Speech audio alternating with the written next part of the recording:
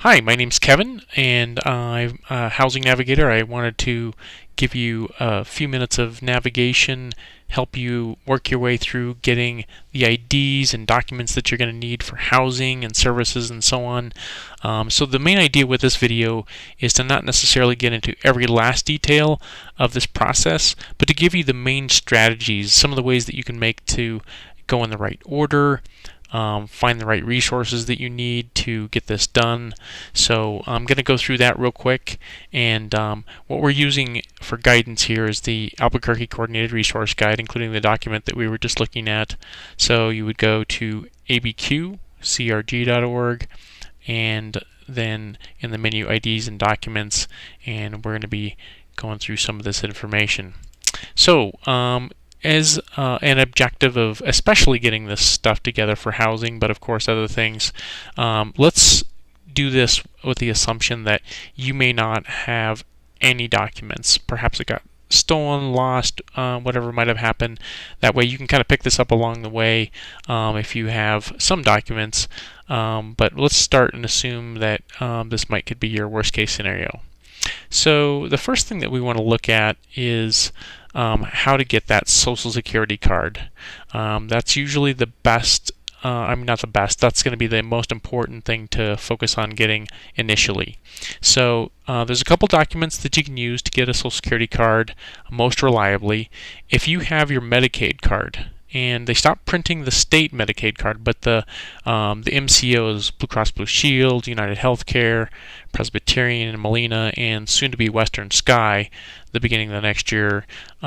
If you have a Medicaid card from any of those, or your own, private insurance card, and you go down to the Social Security office, they'll acknowledge that as a legitimate form of ID, and they'll let you order your Social Security card. So that'll be the first step. Now, sometimes it's easier to get your certified medical records. So if you've been to a local hospital, one of UNM, Loveless, Presbyterian, and you can go over to the records department, make sure you get a certified copy, not just anything, any kind of medical records. These are certified medical records of when you've gone there. Make sure that they notarize it or sign off on it, however they certify their own records in their department, and get those. So take one or the other. You don't have to get both, Medicaid card or certified medical records. Then go over to the Social Security card office, and all of the details of where these things are, the Medicaid card, MCOs and all their numbers, and then the Social Security Administration is all in kind of the sequence that you are going to be obtaining these in the resource guide. So the address, where the Social Security card office is, and all the details of what they will and won't take over there.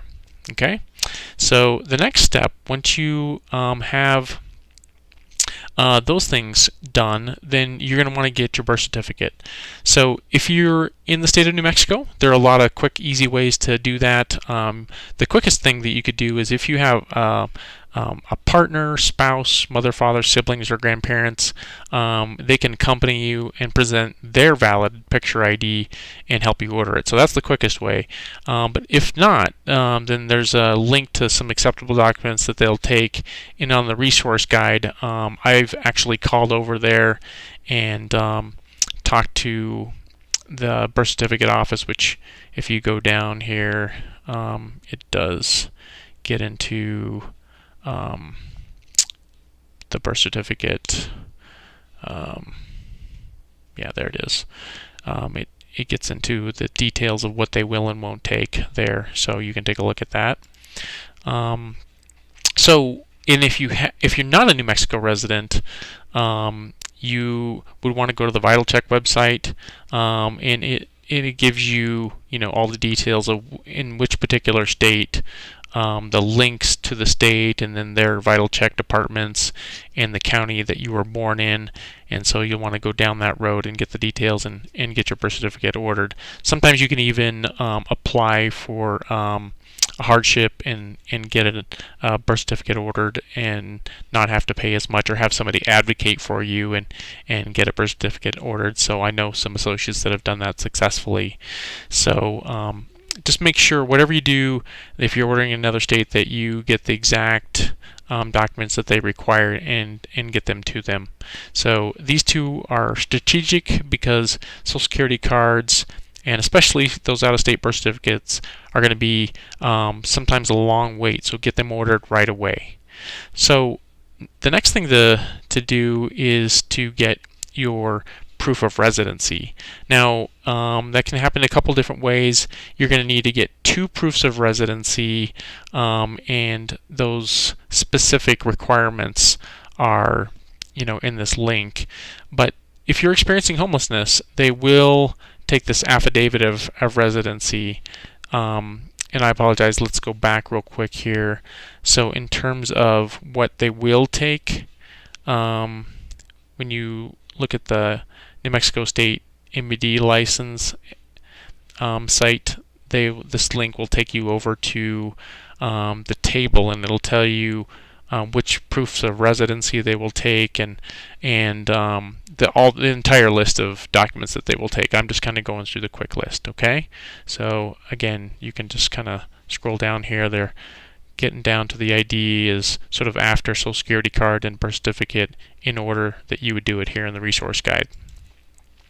So once you have your proof of residency, your Social Security card, and your birth certificate all there, then you can go ahead and order your ID. Now, if you need a driver's license, there's going to be a few more things, and you'll want to go back to this resource guide list, get over to the MVD site, and look at the list that they're going to require for you to be able to get your driver's license. Excuse me. So let's see here. The next thing that we want to take a look at is if you do not have the documents that you're going to need to be able to get your real ID or driver's license, or you really just need to expedite this whole thing, you may want to consider getting what's called a driver's authorization card. It is an alternative to the real ID, and the real ID is just meeting the federal requirements, but the driver's authorization card has some more lax requirements. You won't be able to use it for any federal purposes, but it can get you the opportunity to drive in the state or to get your ID so that you can get moving forward with what you need in terms of housing or services. Okay, so there's a link here you'll see that'll take you over, and some documents you can get together and avoid having to get fingerprinted, but if you don't have those documents, you may need to get fingerprinted. It's about $55, and you can get that coming. So that is a good workaround if you're not able to kind of go through this process and get your real ID.